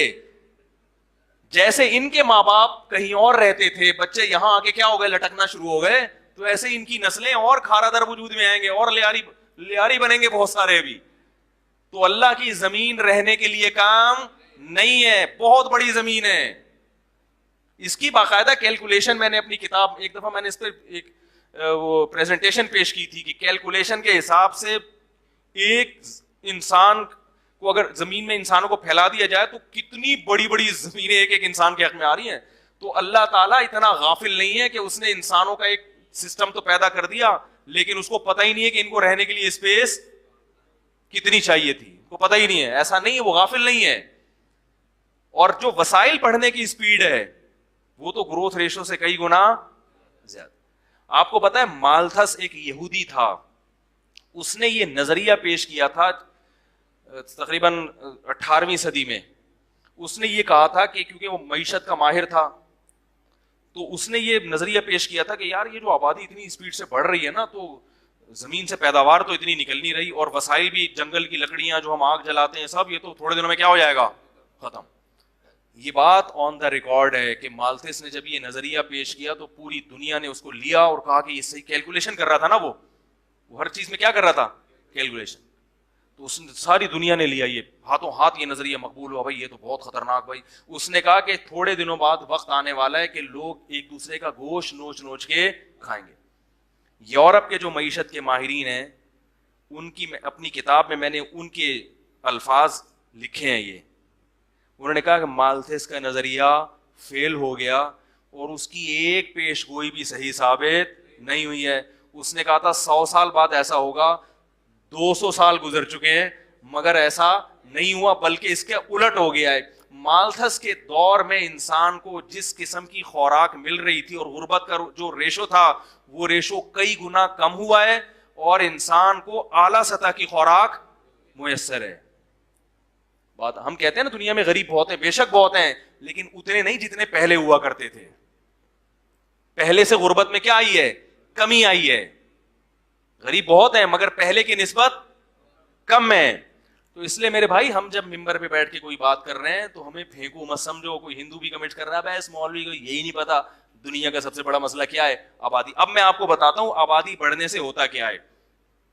انسان کی کبھی بھی ایسے کیلکولیشن نہیں ہو سکتی اتنے کروڑ ہو گئے کسی ملک میں، 20 کروڑ ہو گئے، 30 کروڑ ہو گئے، اس سے کبھی کسی ملک کی آبادی کا اندازہ نہیں ہوگا کہ اس کو مزید آبادی کی ضرورت ہے یا نہیں. کسی ملک کے طاقتور ہونے کا پتہ اس سے نہیں چلتا کہ اس کی آبادی کم ہے یا زیادہ. پتہ ایسے چلتا ہے کہ اس میں جوانوں کا ریشو بوڑھوں سے زیادہ ہے یا نہیں ہے. ایک گھر میں 20 افراد رہتے ہیں، وہ جوان ہیں اور ایک ماں باپ ہیں. یہ گھر زیادہ خوشحال ہوگا، حالانکہ افراد کتنے ہیں؟ 22. کتنے افراد ہیں؟ 22. اور ایک گھر میں 4 افراد ہیں، آبادی کتنی ہے اس گھر کی؟ 4، مگر وہ چاروں کیا ہیں؟ بوڑھے ہیں. تو معاشی ترقی کس گھر میں ہوگی؟ 22 میں. اب کوئی بے وقوف بولے اس گھر میں 22 لوگ ہیں، اف 22 کے وسائل کہاں سے آئیں گے، اف اف توبہ توبہ، اس میں تو اولاد پیدا ہی نہیں ہونی چاہیے. اور وہ 4 ہیں، ان کو بولے یار تم تو اسپیڈ کیا ہو بڑھاؤ اور تم تو کروڑ پتی ہو. وہ کہیں گے بھائی ہم بوڑھے ہیں اور اس میں کیا ہیں؟ جوان ہیں. تو جوانوں کا ریشو کیوں؟ اس لیے کہ جوان آدمی میں ارننگ کی صلاحیت، اس کو 2 ہاتھ اللہ جو دیتے ہیں نا، اس 2 ہاتھ سے 10 کے پیٹ بھرنے کی اللہ نے اس میں طاقت رکھی ہے. لہذا جب 20 آدمیوں کی ارننگ گھر میں آئے گی تو وہ اس گھر میں 100 افراد کے راشن کی طاقت ہوگی. آپ نے عمران خان کی تقریروں میں کئی بار سنا ہوگا کہ پاکستان میں اتنے فیصد جوان ہیں، سنا ہوگا نا، اتنے فیصد جوان ہیں، اتنے فیصد جوان ہیں. تو جوانوں کا پرسنٹیج جب ہی بڑھتا ہے جب آپ کا گروتھ ریشو زیادہ ہو. سمجھ میں نہیں آ رہی میرا خیال ہے. تو خود بخود جوان لوگوں کا پرسنٹیج کیا ہو جائے گا؟ بڑھ جائے گا. کیونکہ بچپنا بہت جلدی ختم ہو جاتا ہے، بڑھاپے ختم ہونے میں بہت ٹائم لگتا ہے. بھائی آپ کہیں گے جب گروتھ ریشو بڑھے گا بچے بھی تو اتنے سارے ہوں گے نا, تو وہ بھی تو کما تھوڑی سکتے ہیں, تو وہ 10 12 15 20 سال میں کمانے کے قابل بن جاتے ہیں. لیکن بڑھاپے کا جو پروسیس ہے وہ بڑا لمبا ہوتا ہے. نہیں آ رہی, کسی ماہر معیشت سے پوچھ لو وہ بتا دے گا آپ کو. تو جوان کا جو ریشو ہے نا وہ جب ہی ہوگا جب آپ کا گروتھ ریشو زیادہ, جتنے زیادہ آبادی بڑھے گی اتنا ہی کمانے والوں کی تعداد بڑھے گی اور کھانے والوں کی تعداد کم ہو جائے گی. یہ جو جاپان اور چائنا کی آبادی کا ریشو کم ہے پھر بھی اتنی ترقی کر رہے ہیں, یہ اس کی وجہ یہ ہے کہ یہ پہلے ہی سے بہت ترقی یافتہ, بہت اسٹرانگ ممالک ہیں, یہ بہت زیادہ طاقتور. کیونکہ ترقی کا صرف گروتھ ریشو نہیں ہے, اس میں اور بھی چیزیں ہیں نا. ایسے ہی ہے جیسے سود سے معیشت ڈاؤن ہوتی ہے, لیکن سوال پیدا ہوتا ہے امریکہ اور یہ بڑے بڑے ممالک کی معیشت تو بہت اچھی ہے, تو بھائی یہ سود کے علاوہ بھی بہت سارے کام کر رہے ہوتے ہیں. سود ان کی معیشت کو گرا رہا ہے مگر معیشت کو اوپر لانے کے لیے بھی بڑا زور لگا رہے ہیں. ہمارے پاس تو ویسے بھی کوئی ترقی کی اور کوئی چیز نہیں, اگر ہم نے آبادی کا ریشو بھی گرا دیا تو کسی کام کے بھی نہیں رہیں گے. بات آ رہی ہے سمجھ میں؟ معاشی ترقی کا ایک ذریعہ تھا وہ بھی کیا ہو جائے گا کم. اب دیکھو جاپان کا جو گورنمنٹ کماتی ہے نا اس کا بہت بڑا حصہ بوڑھوں کی پینشن پہ جاتا ہے, لیکن پھر بھی وہ سروائیو اس لیے کر رہے ہیں کہ ان کی ارننگ کیا ہے, زیادہ ہے. لیکن وہ پریشان ہے کہ اگر یہ اتنے سارے بوڑھے نہ ہوتے, یعنی ان کی کفالت کے لیے جوان ہوتے یا ملک کو کما کے جوان دینے کے لیے ہوتے, تو ہمارا ان کی پینشن میں اتنا حصہ نہ جاتا. دوسرا, انہوں نے صحت کا اتنا زیادہ خیال کیا ہے کہ ریٹائرمنٹ کی عمر بڑھا دی انہوں نے. اب 60 سال میں ریٹائر نہیں ہو رہے, 80 میں ہو رہے ہیں. تو مصنوعی طریقے انہوں نے ایسے اختیار کیے ہیں, وہ جو مصنوعی نہیں یعنی ہے تو اچھے طریقے, لیکن اگر ان کی گروتھ ریشو بڑھتا نا تو پھر وہ اس سے بھی زیادہ, بولو بھائی, ترقی یافتہ ہوتے, اس سے بھی زیادہ. اب دیکھو چائنا میں لیبر سستی ہے, اگر آبادی کا ریشو بڑھتا تو لیبر اور زیادہ سستی ہو جاتی اور ترقی کرتا چائنا. تو آپ کہہ سکتے ہیں وہ اتنے ذہین لوگ ہیں ان کی سمجھ میں نہیں آ رہی اور مفتی کی سمجھ میں آ رہا ہے. امریکہ برطانیہ ان سے بھی زیادہ ذہین تھے, انہوں نے یہ غلطی کی ہے مگر اب اس غلطی پہ وہ کیا کر رہے ہیں, پچھتا رہے ہیں. تو چائنا بھی کچھ وقت کے بعد جا کے, بولو بھائی, پچھتائے گا کہ بہت بڑی غلطی ہوئی ہے ہم سے. اور ایک آخری کر کے نکل رہی ہے بات. دوسری بات یہ کہ یہ جو نظریہ ہے نا کہ گروتھ ریشو کم ہو تو ترقی کریں گے, اس نظریے کی بریکیں نہیں ہیں. مثلا آپ اب انگریز کیوں پریشان ہیں کہ انہوں نے کہا 4 ہونے چاہیے, وہ 4 پہ آ کے انہوں نے کہا جب خرچہ 4 میں بھی ہوتا ہے تو 2, 4 کیوں, پھر کتنے ہونے چاہیے, 2 ہونے چاہیے. جب 2 پھر انہوں نے کہا یار جب اگر بچے ہمارا کھاتے ہیں اور ان کو یعنی ہم اپنی ارننگ کے حساب سے پیدا کریں تو بھائی پھر 2 پہ بھی کیوں خرچ کریں, ہمیں کتنا ہونا چاہیے, 1 ہونا چاہیے, کیونکہ بچہ باپ کا کیا کہتا ہے, پیسہ کھا جاتا ہے. تو پھر کچھ وقت کے بعد انہوں نے کہا یار میں پیدا ہی کیوں کروں, میں جب پیسہ کما رہا ہوں تو سارا اپنے اوپر خرچ کروں نا. یہ سوچ پیدا ہوتی ہے کہاں سے, فیملی پلاننگ کے نظریات سے. اور اسلام کیا کہتا ہے کہ بچہ تمہارا نہیں کھاتا, وہ اپنی قسمت کا لے کے آتا ہے, لہذا ایک دھیلا بھی جیب میں نہیں ہے تو آپ کو اسلام نسل روکنے کی پھر بھی اجازت نہیں دیتا. ایک دھیلا بھی نہیں ہے آپ کی جیب میں. اسلام کہتا ہے یہ اللہ کی مخلوق پہلے ہے, تمہاری اولاد بعد میں. تبھی تمام فقہا کا اتفاق ہے کہ خرچے کے خوف سے نسل روکنا حرام ہے. صحت کے لیے روک لی, چلو بھائی وقفہ کرنا ہے, یہ سنبھل نہیں رہے کسی سے, ویسے ہی اس کو شوق نہیں ہے تو ایک الگ بات ہے, ترغیب نہیں ہے, لیکن شریعت کہتی ہے ٹھیک ہے بھائی کوئی زبردستی نہیں ہے اس میں. لیکن اس خوف سے کہ میں کھلاؤں گا کہاں یا اسکول کی فیسیں کیسے بھروں گا, اس خوف سے نسل روکنا کیا ہے اسلام میں. کیونکہ اللہ کہتے ہیں اللہ کی مخلوق پہلے ہے, تمہاری اولاد بعد میں. جو خدا ماں کی چھاتیوں میں اس کے لیے دودھ پیدا کر سکتا ہے وہ 12ویں بچے پہ بھی پیدا کرتا ہے. اس کا مطلب وہ ناراض نہیں ہے, ٹھیک ہے نا. وہ یہ نہیں کہہ رہا بھی بہت ہو گیا میں نہیں پیدا کروں گا, وہ کہے گا 12واں کے بعد 13واں بھی ہوگا تو اللہ ماں کی چھاتیوں میں دودھ پیدا کرے گا, یہ بتانے کے لیے کہ اس کا بھی انتظام ہے. 14واں ہوگا پھر بھی پیدا کرے گا. تو یہ اللہ بتا دیتے ہیں کہ یہ ذمہ داری کس کی ہے اس کو پالنا, بولو بھائی, اللہ کی. تو اس لیے اٹھا کر پھینک دو باہر گلی میں, نئی تہذیب کے انڈے ہیں گندے. اگر ہمارے ابا 2 بچوں کے قائل ہوتے ہم پیدا نہیں ہوتے, ہم تو 4تھے نمبر پہ ہیں. ڈاکٹر ذاکر نائک سے کسی نے سوال کیا, اس نے کہا میں تو پتہ نہیں 5ویں 6ٹھے نمبر پہ ہوں, شکر ہے ہمارے ابا اس نظریے کے قائل نہیں تھے. رب جماع حدث منه مثل الشافعی و احمد بن حنبل. علامہ ابن تیمیہ رحمہ اللہ کہتے ہیں کہ بسا اوقات انسان عورت سے اولاد پیدا کرتا ہے, مرد جو ہے نا, اور اللہ اس کی نظر میں امام شافعی اور امام احمد ابن حنبل جیسے لوگ پیدا کر دیتے ہیں. اگر وہ لوگ نسلیں روک لیتے, اتنے بڑے بڑے لوگ ان کی اولادوں میں پیدا نہیں ہوتے. سمجھ میں آئے گی پھر بھی نہیں. یہ چیز ایسی ہے نا, کھرچ کھرچ کے دماغ کیا کر دیا ہے, خراب کر دیا ہے. تو بھائی اللہ تعالیٰ ہے جو قرآن میں کیا کہتے ہیں, وَقَدَّرَ فِيهَا أَقْوَاتَهَا. اللہ فرماتے ہیں ہم نے اس زمین میں انسان کو پیدا کرنے سے پہلے اس زمین میں خوراک کے ذخائر کا ایک اندازہ لگا لیا تھا کہ کتنے لوگوں نے آنا ہے, اس حساب سے ہم نے اس زمین میں پہلے سے پیدا, بولو بھائی, کر دیا. تو اب خواتین کو چاہیے اپنی صحتوں پہ بھی ترس کھائیں. جو موٹاپا چڑھ رہا ہے اتنا زیادہ, یہ نسل روکنے سے چڑھ رہا ہے.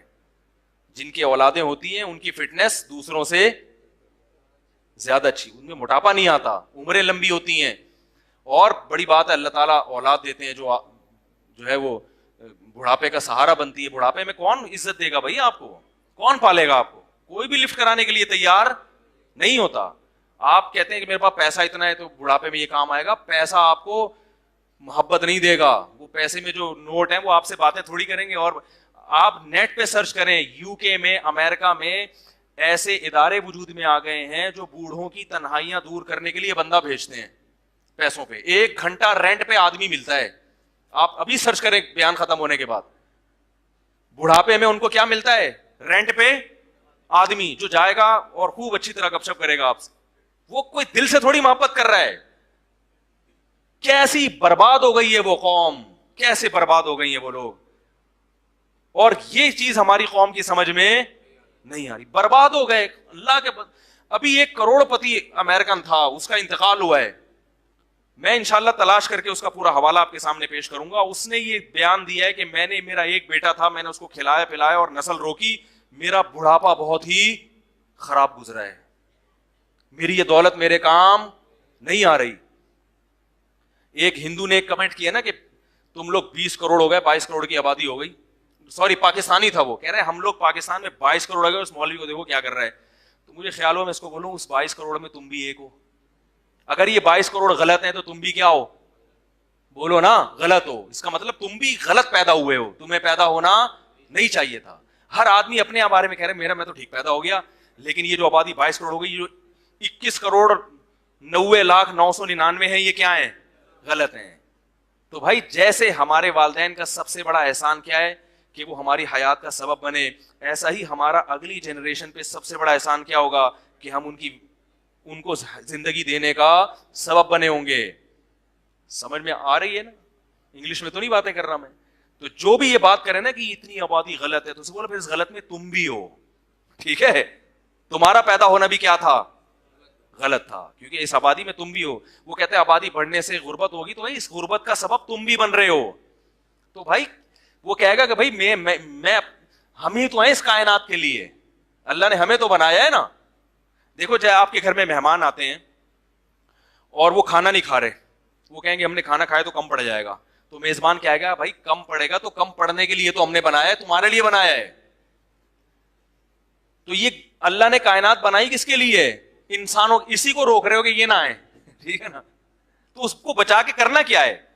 چند لوگوں کے مفاد ہے کہ وہ ارب پتی بننا چاہتے ہیں. اچھا یہاں بھی ایک بات بتاؤں, معیشت میں جو توازن پیدا ہوتا ہے نا, وہ بھی گروتھ ریشو بڑھنے سے ہوتا ہے. کیونکہ جب آپ کی نسل زیادہ ہوگی تو جائیداد کیا ہوگی, کئی لوگوں میں, بولو بھائی, ڈیوائڈ ہوگی.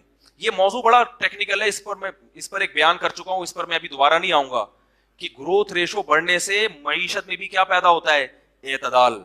یہ بڑا زبردست, اس میں اگر آپ ابھی دلائل دینا شروع کروں آپ حیران ہو جائیں گے کہ واقعی مولوی صاحب بڑی زبردست بات ہے. لیکن ابھی موضوع کیا ہو جائے گا, بالکل چینج ہو جائے گا. اور ایک آخری سے آخری بات نکلتی ہے, ایک اور بات یہ کہ یہ جو نسل روکنے کا تصور آیا ہے نا, اس سے جو جاہل قومیں, جاہل خاندان ہے نا, ان میں اضافہ ہوتا ہے, اور ایجوکیٹڈ لوگ معاشرے میں کیا ہو جاتے ہیں, اچھے خاندان کم. یہ انگریز نے لکھی ہے بات.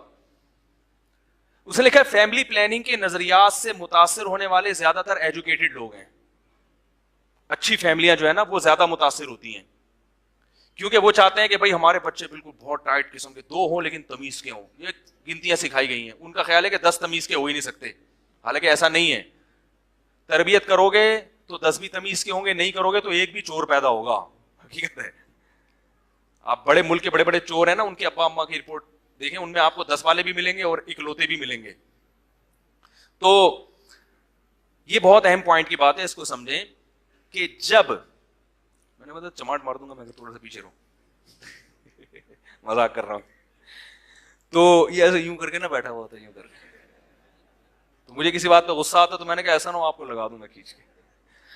تو کیا کہہ رہا تھا یار میں, ہاں ایک گورے نے یہ بات لکھی ہے اور بالکل صحیح لکھی ہے. ایک گورے کی بتاؤں گا اور ایک سانولے کی بھی بتاؤں گا, یعنی اپنی, ہم لوگ سانولے ہیں نا, نہ ادھر کے نہ ادھر کے, ٹھیک ہے نا. گورے نے یہ بات لکھی ہے کہ یہ جو گروتھ ریشو, جب یہ جو فیملی پلاننگ کی مہم جب چلتی ہے کہ 2 بچے ہی اچھے, تو چونکہ اس سے زیادہ تر ایجوکیٹڈ لوگ متاثر ہوتے ہیں, وہ کہتے ہیں ہاں بھائی, اور جو ان پڑھ طبقہ ہے نا وہ اس لیے متاثر نہیں ہوتا کہ وہ کسی چیز سے متاثر ہونے کے لیے تیار, وہ کہتا ہے چھوڑو یار پیدا کرو. ان کو تو تربیت کی بھی فکر نہیں ہوتی, تعلیم کی بھی فکر نہیں ہوتی, بیویوں کی صحت کی بھی نہیں, وہ تو کہتے ہیں ہو رہے ہیں اور ہونے دو. نتیجہ کیا نکلتا ہے, جو نیچ اور گھٹیا خاندان ہے نا ان کا ریشو بڑھ جاتا ہے, اور جو اچھی فیملیاں تھیں وہ آبادی کا تناسب کم ہو جاتا ہے. چور اچکے بولو بھائی زیادہ ہو جائیں, تو چور اچکوں کو نہ بڑھنے دو. کیا خیال ہے, جو اچھی فیملی, اگر آپ سمجھتے ہو کہ ہم اچھے خاندانی لوگ ہیں تو پھر آپ کو اپنی نسل بڑھانی پڑے گی تاکہ آنے والی امت کو کیا ہو, فائدہ ہو. یہ گورے کی بات ہے. اب ایک سانولے کی بھی سن لیں. سانولا یہ کہتا ہے کہ گروتھ ریشو روکنے سے لڑکیوں کی پیدائش کا ریشو بڑھ جاتا ہے اور لڑکوں کا ریشو کم ہو جاتا ہے. یہ بھی ایک حقیقت ہے, کیونکہ جب ہر ایک کو 2 چاہیے تو پھر اس میں ایک لڑکا لازمی چاہیے. جس کو لڑکا نہیں ملا تو لڑکی ہوتی رہے گی, ہوتے ہوتے 6 بیٹیوں کے بعد ایک بیٹا ہو گیا تو وہ بریک لگا لے گا. جس کے لڑکا ہو گیا وہ 2 میں ہی لگا لے گا. تو لڑکیوں کی تعداد تو 6 8 پہنچے گی, لڑکوں کی, تو یہ نیچرل جو ریشو ہے نا لڑکے اور لڑکیوں کا, یہ کیا ہو جائے گا, خراب ہو جائے گا, ڈسٹرب ہو جائے گا بہت بری طرح. پھر بیٹیوں والے پھریں گے رشتے تلاش کرتے, ہائے وہی مل نہیں رہا, ہائے یہ نہیں ہو رہا, ہائے وہ نہیں ہو رہا. زنا بھی پھیلے گا معاشرے میں. یہ ہو رہا ہے انڈیا اور چائنا کا, میں کئی دفعہ بتا چکا ہوں کہ وہاں لڑکیوں کا ریشو کم کیوں ہے, حالانکہ وہاں بھی فیملی پلاننگ ہے, اس لیے کہ وہ ماں کے پیٹ میں بچی کو, تو یہ ظلم کرو گے تو پھر تو ہوگا, لیکن اسلام اس ظلم کی اجازت نہیں دیتا. بچی کو پیٹ میں مار نہیں سکتے. یہ بھی ایک ٹینشن ہے. جب پہلے بڑھتا تھا نا گروتھ ریشو, پہلے لوگ جانتے ہی نہیں تھے, تو کیا ایک خاتون کے 6 بیٹیاں ہو گئیں تو دوسرے کے 6 بیٹے ہو گئے. کیا خیال ہے, تو وہ بھائی اس کے 6 بیٹیاں بوجھ نہیں بنتی تھی بھائی, وہ ان چمونی آپا کے بھائی وہ 6 بیٹے اللہ نے اس کو دیے, اور وہ دوسری آپا ہیں ان کے کتنے بیٹیاں ہی بیٹیاں ہو رہی, تو کوئی بات نہیں, ان کے 6 بیٹیاں, ان 6 بیٹے سے ہو گئی شادی. اب کیا ہو رہا ہے, ان کے 6 تو ہو گئی لڑکے کی لالچ میں, ان کے بیٹے 1 2 سے زیادہ نہیں ہے, تو کدھر کس کو پہنائیں گی بھائی یہ بیٹیاں. نہیں آ رہی بات.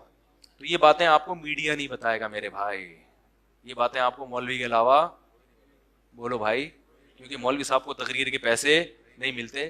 اور پھر بھی خواتین نے اگر نیگیٹو کمنٹس کرنے ہیں تو دل کھول کے کریں, صحیح ہے نا.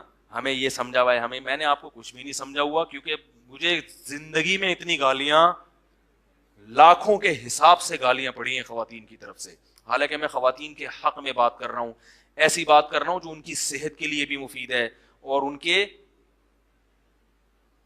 عورت تو بچوں پہ ہی تو حکومت کرتی ہے, وہ اصل حکومت عورت کی کس پہ ہوتی ہے, اولاد پہ ہوتی ہے. اسی سے آپ نے اس کو محروم کر دیا, جاب کرو جاب, بس جاب کرو جاب. ایسا بھائی ہر چیز کا علاج نہیں ہے, اس سے محبت نہیں ملے گی آپ کو. تو وہ بس وہ نیٹ پہ آپ سرچ کریں جا کے کہ وہ جو ایسی تنہائی دور کرنے کی بنی ہوئی ہے نا, ایسی وزارتیں بنی ہوئی ہیں, ٹھیک ہے نا, ایسے سوری ادارے بنے ہوئے ہیں کہ وہاں گورے کیا کرتے ہیں. پہلے تو بڑے سائنسدان تھے, بہت کچھ خدمت کی, اور جو ہے وہ اب کوئی پوچھنے کے لیے, پھر بھی وہاں سائنٹسٹ کی عزت ہوتی ہے, پھر بھی ہوتی ہے. بہت ہی کوئی اپر لیول ہوگا نا اس کا تو پھر بھی گزارا ہوتا ہے. درمیانے طبقے کے آدمی تو کسی کام کا رہے, اس کا تو اولڈ ہاؤس مقدر ہے, جہاں وہ اپنے جیسے کھانسنے والوں کے ساتھ سارا دن ضائع کرے. ہمارے یہاں دیکھو کیسی دادیوں اور نانیوں سے بچوں کو کتنی محبت ہوتی ہے. ہمارے ایک دوست ہیں جرمنی میں, انہوں نے بتایا کہ میرا ارادہ تھا جرمنی میں شفٹ ہونے کا, کیونکہ پاکستان میں لوڈ شیڈنگ اور ایکچولی یہ جو ٹوپی ڈرامے کرتے ہیں نا, موبائل اسنیچنگ, بہت ہی غریب ملک ہے اور یہ مولویوں کے اختلاف اور پھٹے. جرمنی میں جاؤ ریسپیکٹ کتنی ہے, تھینک یو, ایسے بات کرتے ہیں لوگ. پولیس والا چالان بھی کاٹتا ہے, اتنی تمیز سے دل چاہتا ہے گرفتاری دے دو اس کو. حقیقت کاغذات اتنی, ہمارے پولیس والا دے گا ٹھٹے مارے گا, کچھ بھی نہیں ہوگا, پھر بھی اٹھا کے جو ہے نا وہ بند کر دے گا بعض دفعہ, اور پیسے دینے پڑیں گے, رشوت دینی پڑے گی, سننی بھی پڑیں گی. ان کی پولیس ایک تو ہینڈسم اتنے ہوتے ہیں, کسی کے پیٹ نہیں نکلا ہوا ہے ایسے خوبصورت پولیس والے گورے چٹے. وہ ایک صاحب کہنے میرا تو دل چاہ رہا تھا اس کو میں گرفتاری دے دوں. تو اتنا نظام, اور گورنمنٹ بے روزگاروں کو الاؤنس دیتی ہے. کہہ رہا وہ مجھے خود میرا شاگرد ہے, وہ کہہ رہا ہے میں نے ارادہ کیا یار میں ادھر ہی رہوں گا یار, پاکستان واپس نہیں جاؤں. کہہ رہا ہے پھر میں نے ایک بڑھیا کو دیکھا, ایک ڈال کو, گڑیا نہیں ہوتی, ہاں, ایک بچی کو لے کے واکر میں پارک میں گھوم رہی ہے. کہہ رہے میں نے یہ منظر دیکھا نہیں, بہت ہی کم, کہ کوئی بوڑھی عورت کسی بچے کے ساتھ دل بہلا رہی ہو. تو مجھے یہ بڑا اچھا لگا کہ چلو ان کی دادی کے پاس بھی ایک پوتا آیا جس سے یہ کیا کر رہی ہے, کھیل رہی ہے, دل بہلا رہی ہے, پارک میں لے کے اس کو گھوم رہی ہے, اس کو بھی محبت ملی. کہہ رہے میں نے کہا ایسا نظر آتا نہیں ہے لیکن پہلی دفعہ دیکھا میں نے. تو میں جب قریب گیا تو پتا چلا وہ ربڑ کی گڑیا تھی, وہ اوریجنل. اس دیکھو نیچر تو نہیں چینج ہو سکتی نا, بڑھاپے میں پوتے نواسے گوروں کو بھی چاہیے, جیسے گوروں کو بھی گندم چاہیے نا, آلو کھاتے ہیں نا, چپس بنا کے کھلیں. یہ تو نہیں چونکہ وہ بہت ترقی کر لی ہے تو اب وہ پلاسٹک کے برگر کھائیں گے. بھائی نیچر تھوڑی چینج ہوتی ہے, بوڑھے کو چاہیے اولاد چاہیے. تبھی تو قرآن نے کہا جعل لکم من ازواجکم بنین وحفظا, اللہ تمہیں بیویوں سے اولاد بھی دیتا ہے اور پھر ان سے پوتے اور نواسے بھی دیتا ہے. یہ تو نعمت بیان کر رہا ہے قرآن. اور اس میں یہ بھی بتا رہے کہ عورت کی سب سے زیادہ قدر والی چیز ہی ہے کہ وہ تمہیں کیا دیتی ہے, اولاد, اور آپ نے اسی پہ بریک لگا دی. صحیح ہے نا. عورت کی جو قدر کرنے کا قرآن حکم دے رہا ہے اس کی بڑی وجہ یہ کہ اس سے زیادہ بہترین سرمایہ تمہارے پاس نہیں ہے, کہ تمہیں کیا دے رہی ہے, یہ اولاد, انسان دے رہی ہے, انسان. یہ سب سے بڑی قدر کی چیز ہے. تو اب کیا ہے کہ وہ کہہ رہے کہ میں نے جب دیکھا وہ کس کو لے کے, پلاسٹک کی گڑیا, کہہ رہے میں نے کہا میں یہاں کبھی بھی فیملی کے ساتھ کماؤ, نکلو پتلی گلی سے. کہہ رہے بیچاری کو کوئی پوتا نواسا نہیں ہے, پلاسٹک کی گڑیا سے کیا کر رہی ہے. جیسے ہمارے یہاں چھوٹی بچیاں ہوتی ہیں نا, ان کو شوق ہوتا ہے بھائی کوئی گڑیا ہو تو وہ ہم ڈال لے کے دے دیتے ہیں اس کو.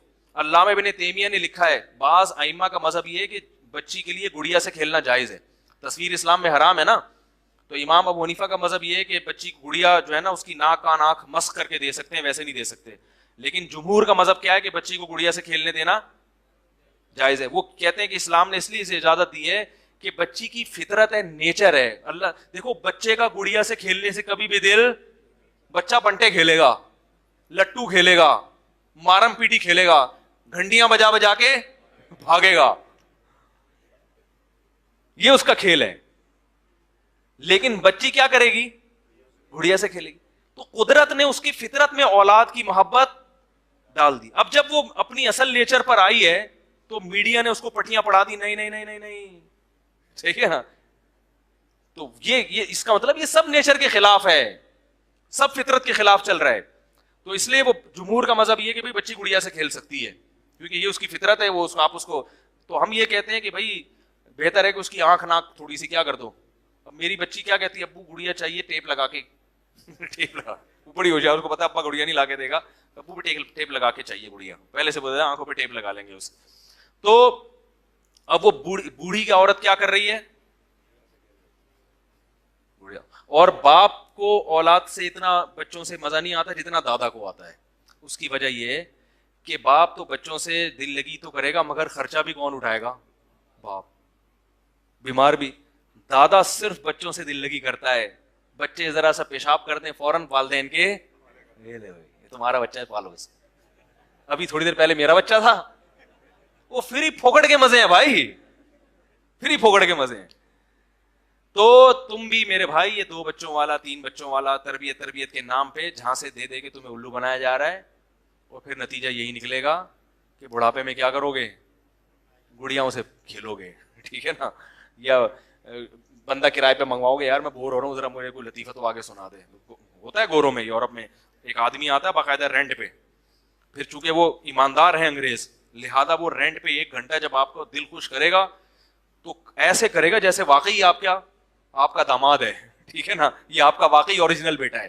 کیونکہ وہ لوگ اس میں ملیشیا میں تھا تو ہم نے ایک آدمی سے مساج کروایا, یہ اس لیے صرف مساج نہیں بول رہا, باقاعدہ آدمی کا لفظ, مساج کروایا. تو ان کا ٹائم تھا 1 گھنٹہ, تو وہ 1 گھنٹہ مالش کرتے ہیں, بڑی خاندانی کو پروفیشنل لوگ ہیں. تو ایک مولوی صاحب تھے بینوری ٹاؤن کے میرے ساتھ, وہ ہم چلے گئے, وہ ایسی اس نے تمیز سے مالش کی ہے, بڑا ہی مزہ آیا, بڑے دل لگی کے ساتھ. جیسے ہی سوئی 1 گھنٹہ پورا ایک دم چھوڑ دی اس نے. میں نے کہا ابھی تو ایسے کر رہا تھا جیسے ہمارا کوئی پوتا نواسا ہو یار. تو انہوں نے کہا یہ لوگ ٹائم کے پابند ہوتے ہیں, ایک ہیں ایماندار, آپ نے ان کو چونکہ پیسے دیے تو لہذا یہ اس میں ایسے ہی کریں گے, ذرا بھی سستی نہیں. جیسے ہمارے اگر ایڈوانس میں پیسے دے دو نا کسی کے تو بس پھر وہ گیا, پھر ہو گیا کام آپ کا. پھر ایسے کرے گا, آپ کے گھٹنا دبا دے گا تھوڑا سا یوں کر کے, پھر آگے تھوڑی دیر جائے گا, موبائل پہ باتیں کرے گا, تھوڑا سا سر میں کیا کرے گا, مالش کرے گا, پھر نکل لے گا. کیونکہ پیسے تو آپ کیا کر چکے ہو. تو اس میں 1.5 گھنٹہ کر دے گا وہ, لیکن کرے گا ایسے. اس نے 1 گھنٹہ مگر 1 سیکنڈ بھی اوپر. تو وہ ایسے ہی جو تنہائی دور کرنے کی جو وہ بنی. میں یہ مساج نہیں کرواتا, وہ بینوری ٹاؤن کے مولانا صاحب تھے, زبردستی مجھے لے گئے, مجھے یہ چیزیں پسند نہیں ہیں تو وہ زبردستی انہوں نے لے گئے مجھے. لیکن میں ان کی ایمانداری بتا رہا ہوں آپ کو. ٹائم تو ایسے ہی ٹائم دیکھ کے آپ کو وہ خوش کریں گے. فرض کر لیں گے کہ یہ ہمارے کیا ہیں, $25 میں ہمارے یہ دادا ہیں, ٹھیک ہے, بالکل ایسے بات کرے گا. جیسے ہی ٹائم پورا ہوا وہ بھول جائے گا کہ آپ کون ہیں. تو اولاد ایسا, اولاد کو تو تھپڑ بھی مار سکتے, اس کو تھپڑ مارنے کی اجازت, وہ کوئی الٹا لطیفہ سنا دے تو یہ نہیں کہ تھپڑ مار دو. اولاد اگر کوئی الٹی سیدھی بات کرے 2 چماٹ لگا دو اس کو. کیا خیال ہے, مفتی صاحب سے ہی پوچھے گا نا کہ میرے ابا نے ظلم کیا, صاحب بولیں گے بھائی 2 چماٹ اور کھاؤ آپ ان سے, ٹھیک ہے نا, اور آپ تو ہم سے بھی چماٹ کھاؤ, پھر آپ شکایت کیوں کر رہے ہو اپنے باپ. تو وہ گھی کا ڈبہ سمجھ میں آ گیا. دمبے کے جو پیچھے اللہ نے گھی کا ڈبہ لگایا ہے وہ ڈاکٹروں سے پوچھ کے نہیں لگایا, ٹھیک ہے نا, لہٰذا اس کو کھانے کے لیے ڈاکٹروں سے مشورہ لینے کی ضرورت نہیں ہے. یہ بالکل انڈرسٹوڈ ہے, یہ قدرتی چیزیں ہیں, ان میں کسی ڈاکٹر کا مشورہ, ڈاکٹر اس کے خلاف بات کرے گا اس کو یا تو ملٹی نیشنل کمپنیوں سے. کیونکہ ایک عرب عالم نے بڑا اچھا مضمون لکھا ہے کہ جو چربی اللہ نے یہودیوں پر حرام کی تھی ان کے گناہوں کی وجہ سے, اس کا مطلب اس چربی میں اللہ نے کچھ رکھا ہے. وحرمنا علیہم شحومہما, اللہ کہتے ہیں اونٹ کی چربی ہم نے حرام کر دی تھی یہودیوں پر گناہوں کی وجہ سے. تو اگر وہ نقصان دہ ہوتی تو وہ تو ایک نعمت بن جاتی نا وہ. تو اس نے لکھا کہ کس طرح سے ہمیں ان چیزوں سے دور کر دیا ان کمپنیوں نے. اربوں کروڑوں روپے یہ لوگ کما رہے ہیں, اور جو چیز فری میں اللہ ہمیں دے رہا ہے اس کی ہمارے دل میں قدر نہیں ہے.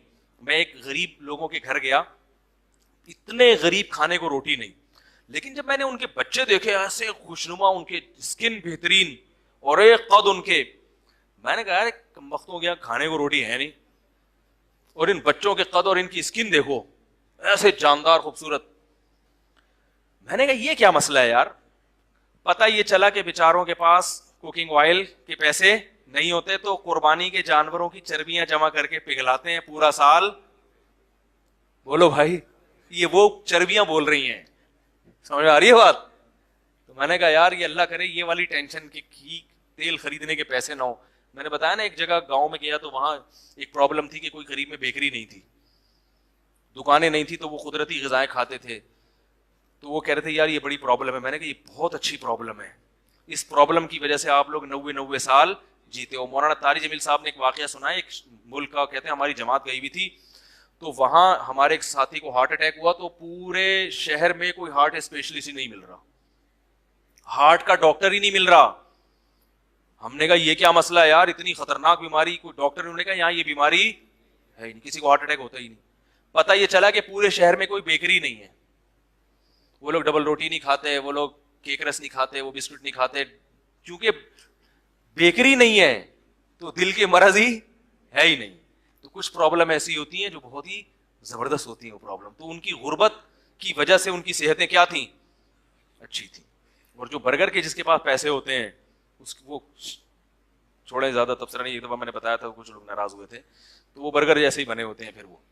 اللہ تعالیٰ ہمیں ہدایت دے تو, اور جو ہے ہمیں فطرت کی طرف آنے کی توفیق عطا فرمائے. تو قرآن کی جو میں نے آیت پڑھی تھی وہ میں انشاءاللہ اگلے ہفتے اس کی تشریح بیان کروں گا. ابھی تو یہ گھی کے ڈبے پہ جو میرے ڈاکٹروں نے کھچائی کی ہے نا, بعض ڈاکٹروں نے, سب نے نہیں, تو میں نے اس کا جواب دیا کہ بھائی کچھ چیزیں بالکل نیچرل ہوتی ہیں, اس میں باقی چیزوں میں آپ ڈاکٹروں سے ضرور پوچھیں, وہ ہم سے زیادہ جانتے ہیں, لیکن جو نیچرل چیزیں ہیں, قدرتی چیزیں ہیں, اس میں ڈاکٹروں سے مشورہ لینے کی ضرورت نہیں. اس میں ڈاکٹر سے بھی کہیں کہ آپ بھی یہ کھایا کرو, ڈاکٹر صاحب کو بھی کھا کے دیکھو, پتہ چلے گا آپ کو, ٹھیک ہے نا.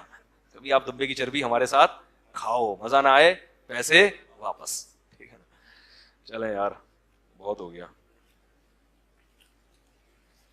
اچھا بھائی, یہ سوال پوچھا ہے, اگر نومولود بچی کو گھوڑے پر پڑا پایا جائے اور اس کی کو اپنی بیٹی بنا لیا جائے, شوہر بھی راضی ہے, شوہر کا محرم بنانے کا کوئی طریقہ نہیں ہو تو دیکھیں, اس بچی کو فیڈ کرا دی جائے تو یہ محرم بن جائے گی بیوی سے, یا شوہر اپنی کسی بہن سے فیڈ کروا دے اس کو.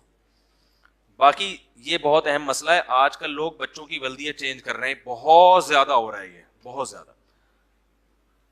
سرپرست ہے, بھائی نے بچہ لے کے پال لیا تو ولدیت میں اپنا نام ڈال دیا, عیدی سینٹر سے کوئی بچہ لیا تو ولدیت میں, تو یہ بالکل حرام ہے, بالکل جائز نہیں ہے. بچے کی ولدیت کسی بھی قیمت پہ چینج نہیں کر سکتے. اگر اس کے باپ کا نام پتہ نہیں ہے تو بھی اپنا نام پھر بھی ولدیت میں نہیں ڈال سکتے. سرپرست میں اپنا نام ڈالیں, ولدیت میں کسی کا نام, کسی جھوٹے آدمی کا جو اس کا باپ نہ ہو, وہ نہیں ڈال سکتے آپ. میرے 2 بیٹے ہیں, کیا ان سے شادی کر سکتی ہیں اس بچے کی؟ ہاں کر سکتی ہیں. کاغذی کارروائی کے لیے باپ کا کیا نام لکھا جائے؟ باپ کا نام بھائی نہیں لکھا جائے. اگر نہیں مل رہا باپ تو پھر جو ہے نا, نادرا والوں کی ریکوائرمنٹ ہوتی ہے کہ کوئی نہ کوئی ابا ڈالو, تو ان سے پہلے بتائیں کہ بھائی ابا نہیں ہے ہمیں ایسے, تو وہ بتائیں, ممکن ہے کوئی ایسا قانونی طریقہ ہو کہ بھائی ولدیت معلوم نہیں ہو تو سرپرست میں, پھر بھی نہیں مل رہا کہ کوئی ڈاکومنٹ, پھر ایسے ہی ان نون پرسن کر کے عبداللہ کر کے کچھ گنجائش معلوم ہوتی ہے. کیا اس کے عقیقہ ابتدا کر سکتے ہیں؟ عقیقہ کیا بچی سے چھپا لیا جائے؟ بچی سے چھیا لیا جائے, چھپا لیا جائے؟ بچی سے چھپانا جائز نہیں ہے. بچی کو بتایا جائے گا کہ یہ تمہارے اوریجنل ابو نہیں ہے. لوگ یہ بھی کہتے ہیں ہم نے اگر اس کو بتا دیا کہ یہ ابو اوریجنل نہیں ہے تو بچی پہ کیا اثر پڑے گا. بھائی شریعت کا حکم پہلے نص ہے قرآن مجید کی, سمجھ رہے ہو, کہ جو اوریجنل باپ ہے وہی قیامت تک اوریجنل رہے گا, اس کو چینج نہیں کیا جا سکتا. آپ کا مکمل بیان جو انٹرنیٹ پر اپلوڈ کیا جاتا ہے, اس کا کچھ حصہ شروع یا آخر کا کاٹ دیا جاتا ہے, خصوصاً سوالات کا حصہ. آپ سے گزارش ہے کہ انتظامیہ سے پورا بیان اپلوڈ کیا کرو. بھائی انتظامیہ بیٹھی بھی ہے. نماز میں جو 2 صورتیں یا 4 صورتیں پڑھی جاتی ہیں, ان کے درمیان میں ایک صورت چھوڑ کر اگلی صورت پڑھ سے مکروہ عمل ہے. چھوٹی صورت درمیان سے چھوڑ کر اگلی صورت شروع کرنا مکروہ ہے, ناپسندیدہ ہے. پہلی رکعت میں سورہ فیل, دوسری میں سورہ ماؤن نہیں. پہلی رکعت میں سورہ فیل پڑھیں تو دوسری میں ہاں سورہ قریش پڑھیں, بہتر یہی ہے. نہیں بھی کیا تو بھی ٹھیک ہے. مقتدی کی 1 رکعت رہے گی, جماعت کے آخر مقتدی تحیات جلدی پڑھ لیا, وہ امام کے ساتھ سلام پھرنے خاموش ہو بیٹھے, تحیات کو دوبارہ پڑھ لے, تحیات دوبارہ نہ پڑھے, بس تحیات پڑھ کے خاموش ہو جائے. سورہ بقرہ کی 8ویں رکوع کی پہلی آیت کی وضاحت کرتے ہیں. اس میں اللہ نے مومن یہودیوں عیسائیوں اور ستارہ پر چند شرائط جنت جانے کی بات دی ہے. سورہ بقرہ میں آتا ہے کہ جو ایمان لائے اور جو یہود و نصارہ ہیں وہ اگر اللہ پر ایمان لائیں اور آخرت پر, تو وہ سب جنت میں جائیں گے. اس سے غامدی صاحب اس سے دلال کرتے ہیں کہ, یا ایک دفعہ انہوں نے سب پتہ نہیں اس سے رجوع نہ کر لیا, اس لیے میں ان کا نام واپس لے رہا ہوں. بعض پروفیسر لوگ بہرحال اس سے استدلال کرتے ہیں کہ مسلم ہونے کی ضرورت نہیں ہے جنت میں جانے کے لیے, کیونکہ قرآن میں آتا ہے کہ ایمان والے ہوں, یہودی ہوں, عیسائی ہوں, کوئی بھی اللہ اور آخرت پر ایمان لائے گا اور نیک اعمال کرے گا تو وہ کہاں جائے گا؟ جنت میں. تو یاد رکھو, اس آیت قرآن کی ایک آیت کو ہمیشہ دوسری آیت سے سمجھا جاتا ہے. قرآن نے صاف لفظوں میں کہہ دیا وَمَن يَبْتَغِ غَيْرَ الْإِسْلَامِ دِينًا فَلَن يُقْبَلَ مِنْهُ, اسلام کے علاوہ کوئی بھی دین قابل قبول نہیں ہے. تو یہ جو آیت ہے اس کا ایک شان نزول ہے. اس کا شان نزول یہ ہے کہ یہودی یہ کہتے تھے کہ ہم اللہ کے بیٹے ہیں اور ہم جنت کے ٹھیکیدار ہیں. اگر کوئی یہودی مذہب قبول بھی کرے گا تو وہ 2 نمبر یہودی ہوگا, 1 نمبر وہی ہے جو یعقوب علیہ السلام کی اولاد میں.